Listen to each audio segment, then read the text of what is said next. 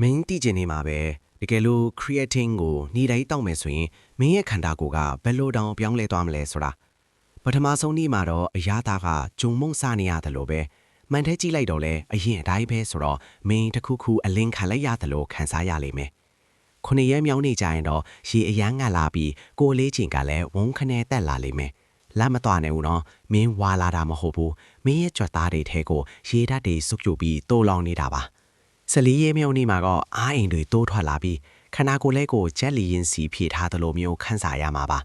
အရင်ကလေးလာနေတဲ့အလေးတုံတွေကပေါ်သွားသလိုဖြစ်လာပြီးမင်းရဲ့ခန္ဓာရည်ကလည်းအရင်နဲ့မတူအောင်ကိုကောင်းလာပါလိမ့်မယ်ရက်ပေါင်း30ရောက်တဲ့အခါမှာတော့ကြွက်သားတင်မကလို့မင်းရဲ့ဦးနောက်ကပါပိုပြီးလန်းဆန်းလာတာကိုတွေ့ရပါလိမ့်မယ်အာယုံစူးဆိုင်မှုကလည်းအလန်းစားဖြစ်နေမဲ့အပြင်ပင်ပန်းနွမ်းနယ်မှုတွေကနေခန္ဓာကိုယ်ဖြတ်လဲကောင်းမွန်လာတဲ့နှုံးကလည်းအန်တော်စရာကောင်းလောက်အောင်မြန်လာမှာပါရက်ပေါင်း60ပြီလို့မှန်ထဲကြည့်လိုက်ရင်တော့ခန္ဓာကိုယ်ထွားလာပြီးအကြော့တွေပါပေါ်လွင်နေတဲ့လူတစ်တယောက်ကိုမြင်ရပါလိမ့်မယ်ဒါကကြွက်သားတက်လာတာတည်းမဟုတ်ပဲမင်းရဲ့ခန္ဓာကိုယ်စနစ်တစ်ခုလုံးကိုအစင်မြင့်တင်လိုက်တာပဲဖြစ်ပါတယ်ဗျာ